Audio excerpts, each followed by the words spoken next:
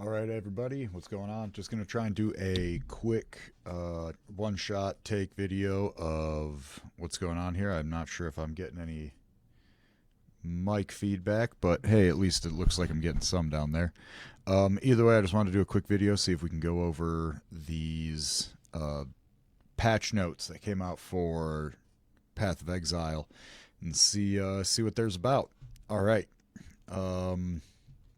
Patch contains new endgame tower maps, checkpoints, respawn attempts for Arbiter of Ash, as well as many monster changes, uniques, improvements, and bug fixes. I'm just going to try and go down this list and read these off, kind of comment on them really quick.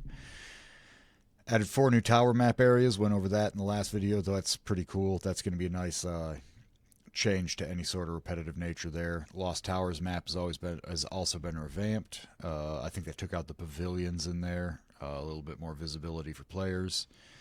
To address the problem of only having one attempt at the Arbiter of Ash boss fight, you'll now have up to 6 respawn attempts at this fight. Respawns can only be triggered by the person who put in the keys, and everyone in your party will be respawned at the same time. Leaving the map still forfeits your attempt, so you'll need to fight the boss with the build you walked into the map with. Higher difficulty of the boss will spawn lower the number of respawn attempts you receive. We'll be looking to add respawn attempts to other Pinnacle content over time. The Arbiter of Ash can no longer be interrupted during his Falling Seed Flame skill. His Flaming Gale can no longer be blocked. That sounds pretty rough. I haven't done the Arbiter Ash boss fight, so I'm not going to have much to say about this boss fight. Arbiter of Ash is now invulnerable to longer during its emergence and now takes significantly reduced damage while emerging. Okay. That's pretty cool. Seems like a pop-out ability kind of gets nerfed. The Arbiter is now way less likely to target minions when using his sword, which would prevent some of their skills being used. That's pretty cool. Seems like it's just going to be better for players playing with minions at that point.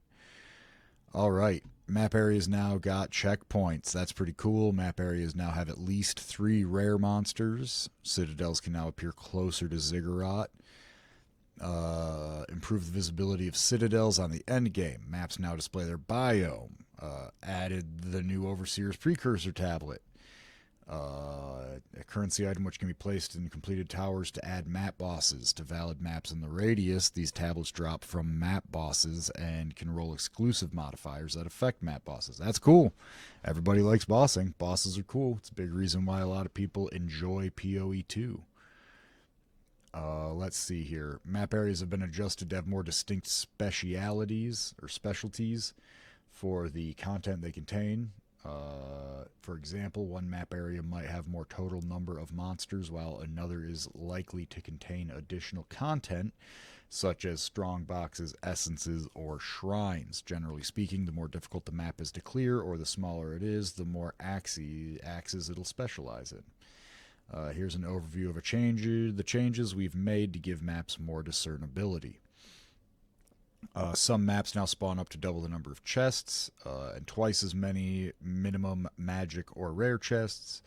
Some maps now contain double number of magic monsters. Some maps now contain 50% more magic monsters, 50% more rare monsters, higher minimum number of rare monsters, lower minimum number of rare monsters, 50% chance more to contain essences, 50% more chance to contain strong boxes, shrines. That's pretty cool. A little bit more variety and distinguishability between maps as you're running them. A little bit less of a repetition in the actual gameplay there. That's kind of cool. Maps that are only exclusively found in biomes containing citadels now have 50% more chance to contain essences, strong boxes, and shrines. We want more loot. That's great. That's awesome. Who doesn't want more loot? Unclaimed hideout areas now have substantially more magic monsters and fewer rares. Monsters in the Untainted Paradise have been breeding. Untainted Paradise now contains 100% more monsters, of which spawn 100% more, thus quadruple magic and rare monsters. Alright, Untainted Paradise, here we come. That's crazy as hell. Improved the highlight ability, clickability of shrines. Always nice to make it easier to interact with the world around us. Reduce the damage scaling of monsters and simulacrum encounters with added difficulty. Adjusted the chance for maps to contain bosses. You should be encountering a boss in roughly every 1 in 4 maps. That's cool. Again, bossing is huge. It's a big reason why a lot of people like PoE2.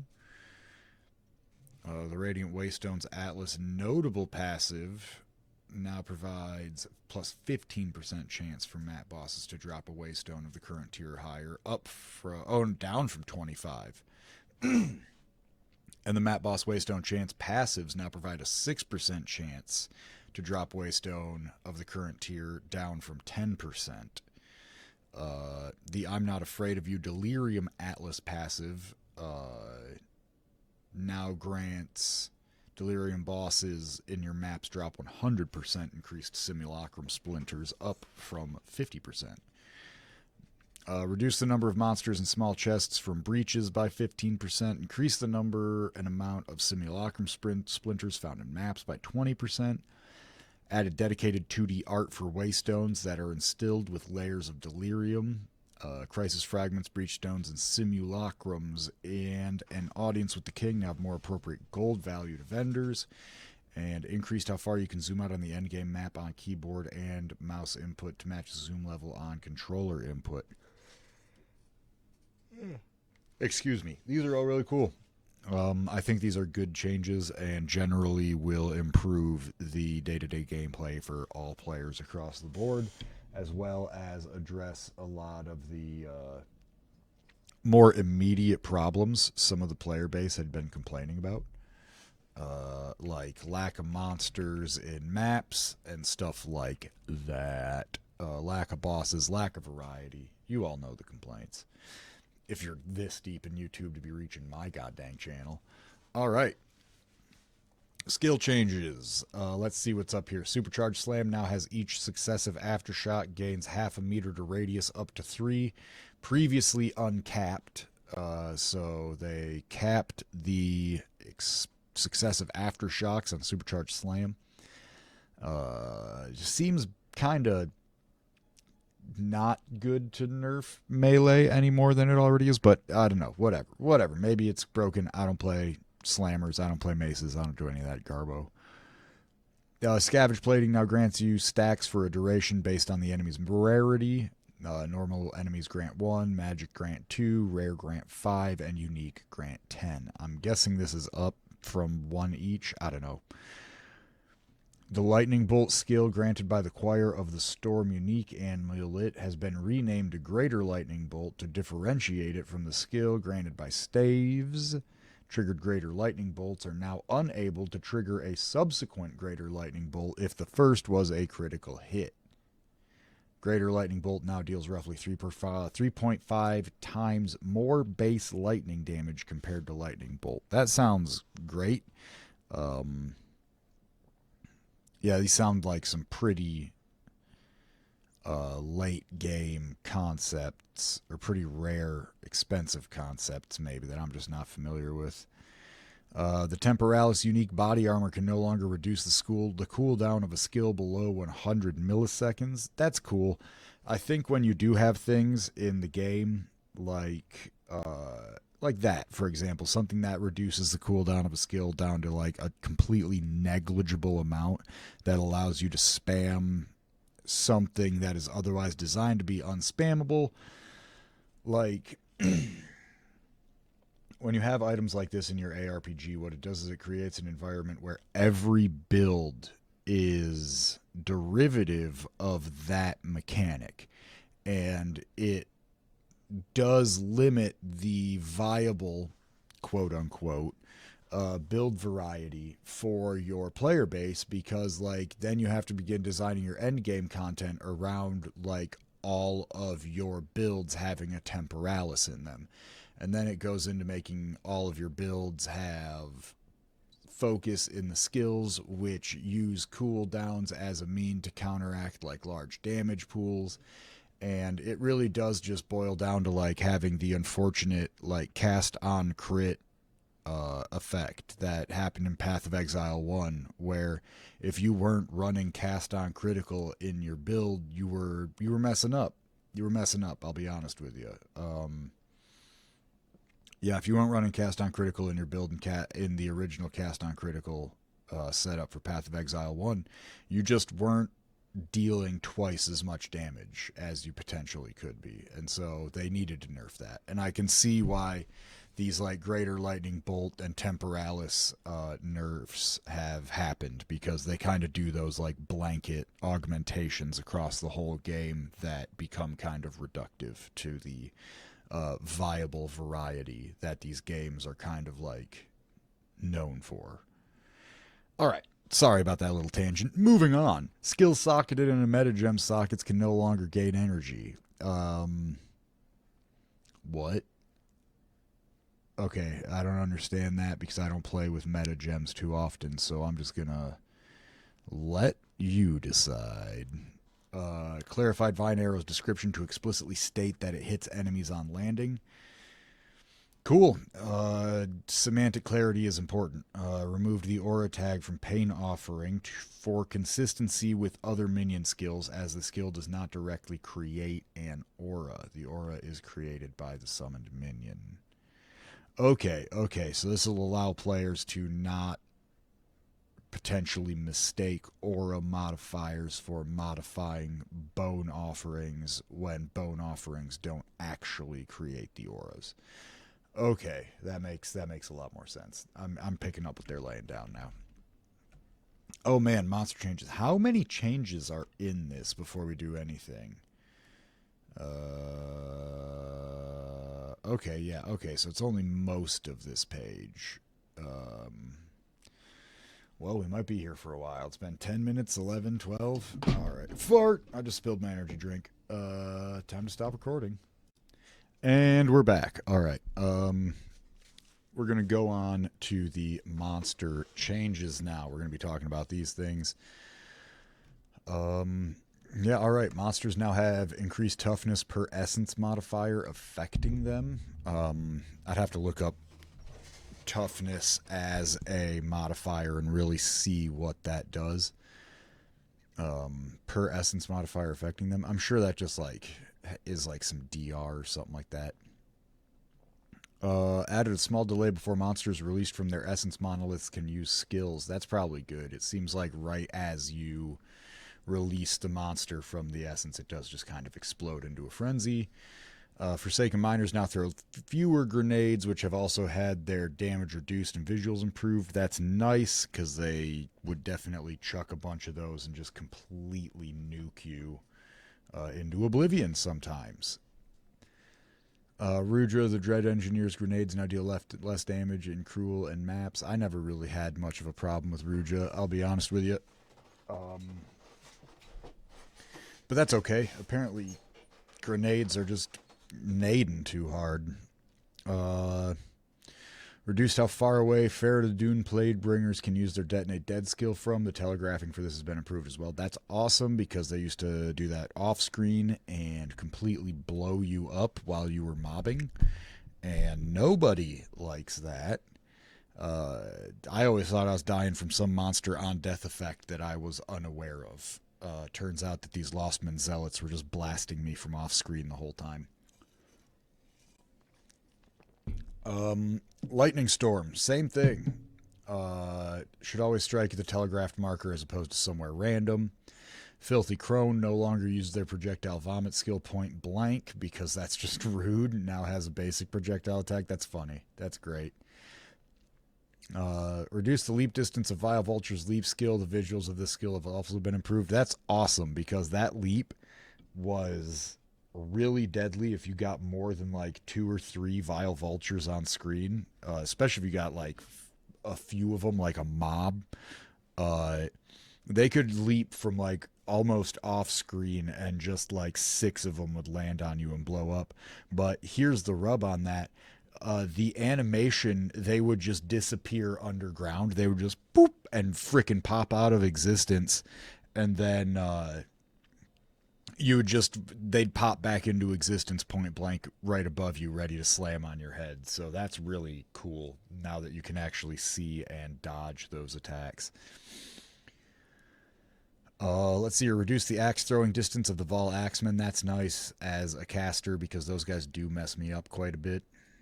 Reduce the area of effect for Filthy Firstborn's On Death Explosion. The visibility of the area has also been improved. Great. On Deaths are always kind of a split kind of thing here among the community, so it's cool to see them at least giving like more visibility and more delay and everything. I don't mind it too much so long as there's some clear cut visibility and you're not just like popping corpses as the moment I kill them. So that's, I'm never going to be mad about that. Rotting Hulk's Vomit skill and Bog Hulk. Wow, why is Bog Hulk so hard to say? It should just be all one word. I feel like the Scottish etymology of me just wants to call it a bagulk, but no, Bog Hulk. That is not some American English right there.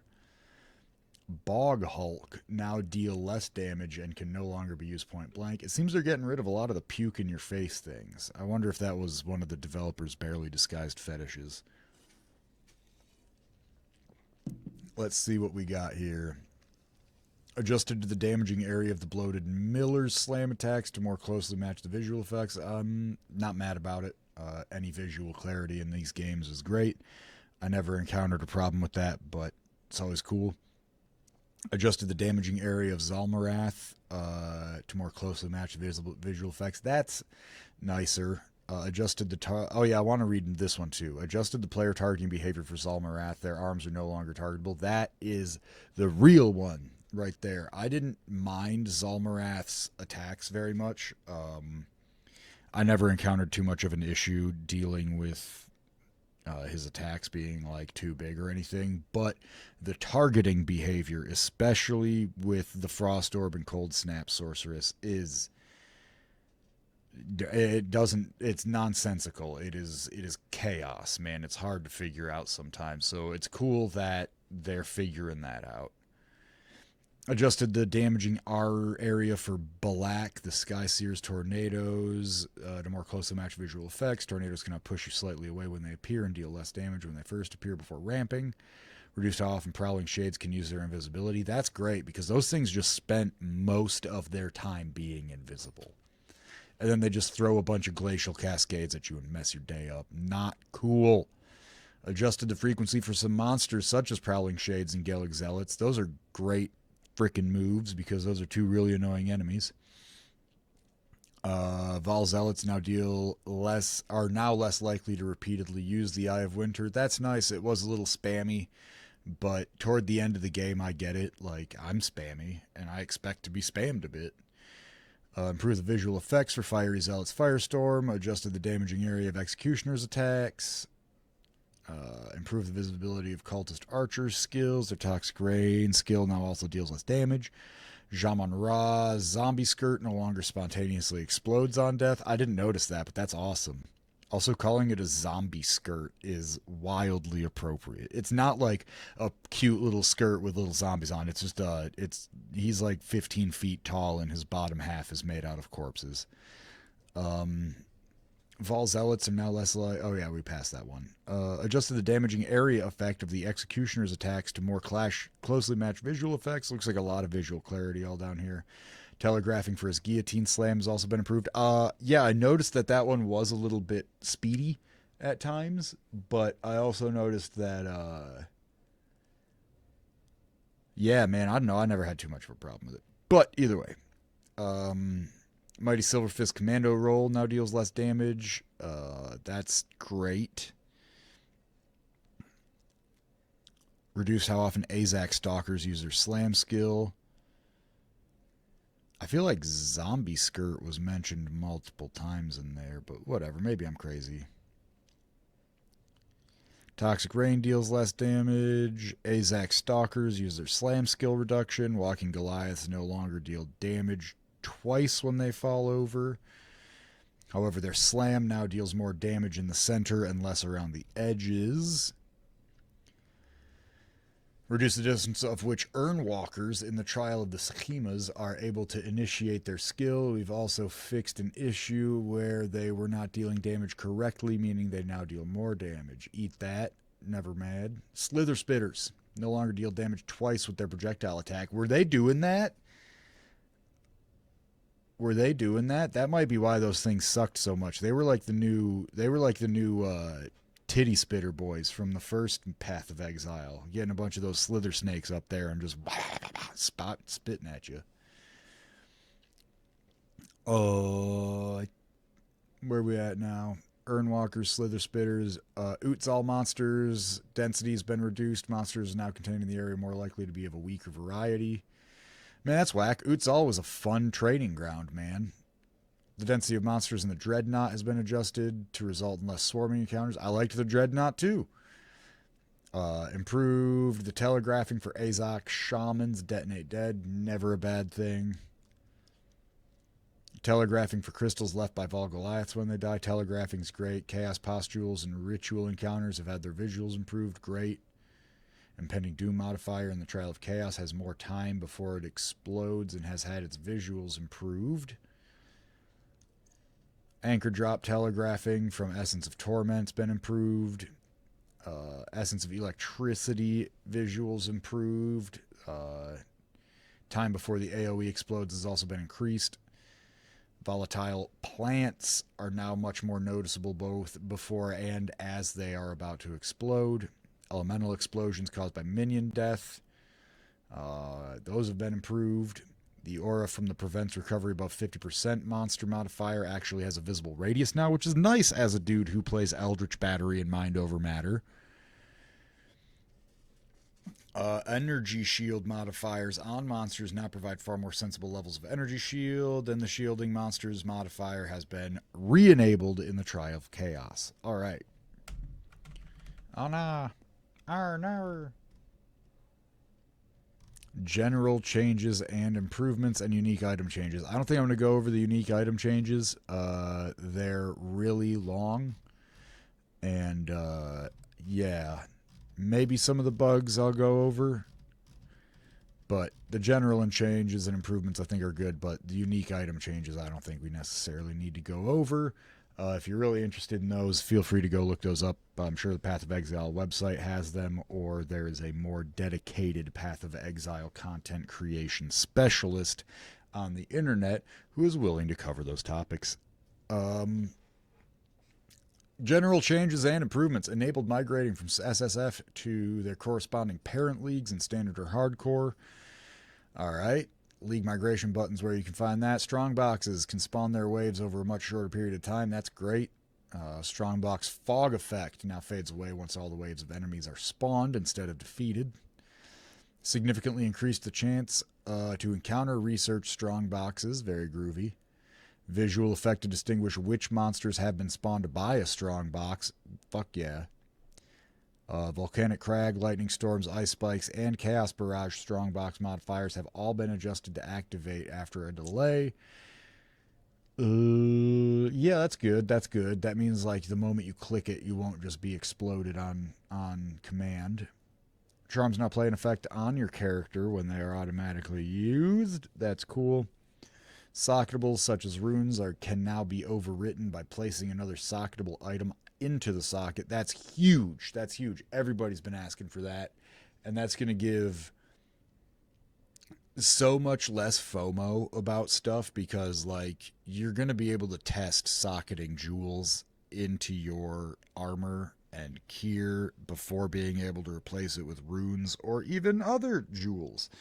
You know? Yeah, it's probably going to consume it, but whatever. Yeah, it's overwritten. Heck yeah, dude. That's so dope. Because overwriting it's even cooler because then like there's still like a cost factor in the decision making process. It's like, yeah, you can choose to do it, but you're going to overwrite that save file, you know.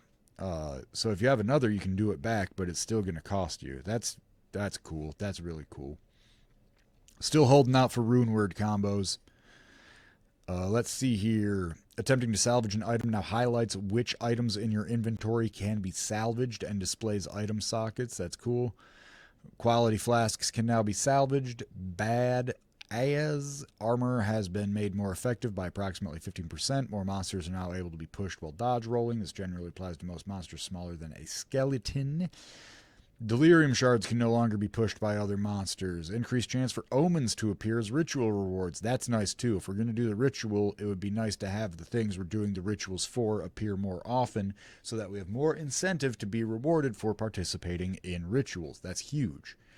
Reduced the chance for items to roll some of the less desirable item modifiers. Yeah, I heard Jonathan Edwards talking about this. I'm pretty sure that's head dev's name at Triple G. Talking that like tier 5 bows and crossbows couldn't roll attack speed modifiers, meaning that some of the best bows in the game weren't even tier 5 bows. They were tier 4 bows with tier 5 rolls. Sick? I don't know. Maybe that's how Elon Ma got his farming crew to get that staff that was better than the elite staffs. Because I bet something similar was going on with those where like the tier 5 stabs couldn't roll some like best modifiers, so the advanced stabs were rolling better ones or something, you know. Either way, Elon Musk doesn't actually play freaking Path of Exile. Elon Musk is a poser through and through. Let's see here.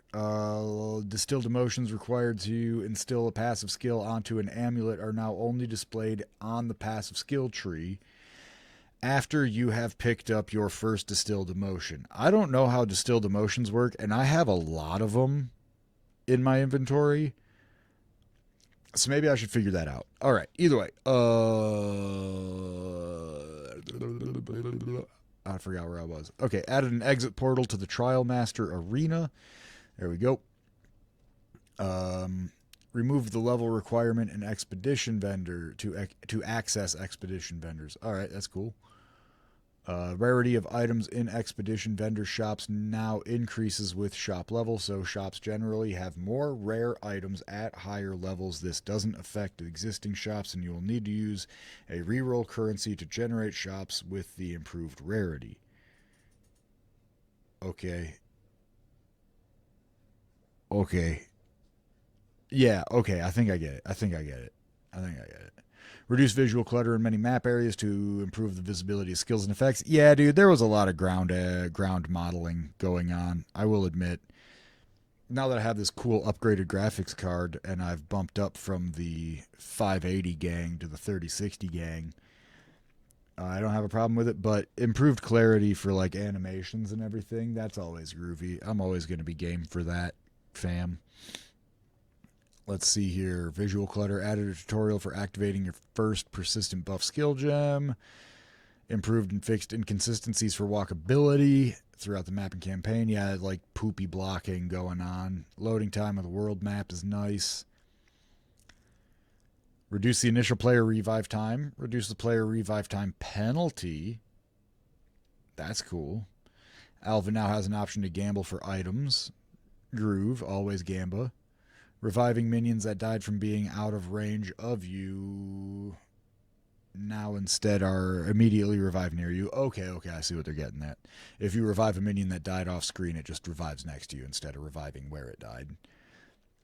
The quest tracker now shows which quests are applicable for the area you're in. Uncut gems now show their levels on the item level label. Charms now display their number of charges when they're active. Oh, that's cool. And they probably got like that little like countdown thingy we saw in the videos. Updated the world map icons for when you have completed quests, encounters, and found items to make it more clear that they've been completed. That's been nice because I've been like figuring out where to go sometimes. Not that it's hard in an ARPG because you go forward a lot, but they could definitely still be a little bit more clear for less PoE inclined players on what to do, where to go, and all that groovy business. Reduced. Oh yeah, we gotta added propagating weapon effect options to the cosmetic panel UI. Oh, cool. I wonder if I can have more weapon effect options now. The Irian's Cobble, Heartbound Loop, Iron Ride, and Mir Yuxor Unique have received 2D art. Hand of Wisdom and Action Unique has received. Oh, the Hand of Wisdom and Action Unique has received 3D art. Added flavor text to Erden's Tusks and Splinterheart. After activating an Omen of Whittling, hovering over an item before applying a Chaos Orb to it will now display which modifier will be re-rolled. That's cool. That's cool. A little bit more information when you're crafting your gear, and a little bit less on RNG and a little bit more of a deterministic crafting capacity. Improved performance for the Chimera boss fight. Improved performance of the Lava and the Molten Volt. Reduce screen clutter and improved performance of the effect that plays when killing a rare monster objective in endgame maps. That's pretty cool. Improved performance of the areas with very bright lights that cast shadows, notably the Temple of Kopek and the Ziggurat Refuge. Improved the performance of Ziggurat encampment in order to reduce the occurrence of unloaded textures. Burning ground can no longer spawn underneath interactables such as levers. I know some people on the augury maps were getting mad that there was burning ground right next to the levers. Monsters can no longer spawn near the close. Monsters can no longer spawn near the close to the entrance of the map. That sounds weird. This is often caused by the player to be immediately attacked upon moving. Yeah, that's weird phrasing. Sorry. Added keyword for honor resistance. Delirium monsters are no longer untargetable during their emerge animation. As a result, they should no longer push you during this. You can now pick up items and interact with some objects while performing other actions. The attack and play stops movement option no longer prevents walking on skills that can be used while moving, while also using WASD. And continue to incrementally improve the sound, art, and effects of environments. This is going to be cool. This will be fun. I'm really interested to see what these changes are going to look like and operate like within the game. And ultimately, I think this is a great patch, great big patch that isn't just hot fixes, but like a patch fix. And yeah, I know that the dev team is waiting for a big content patch until after this league is over, so that's what we got to wait for. We got to wait and see what happens when this league is over and how long this league is going to be before we get our big content patch. But I'm excited for it, and I'm excited for the fix patch as well. So I think that's all for now. Happy slaying, happy playing. Get to your hideout and run some waystones, gang. It's been fun. Let me know what you think about these changes down below.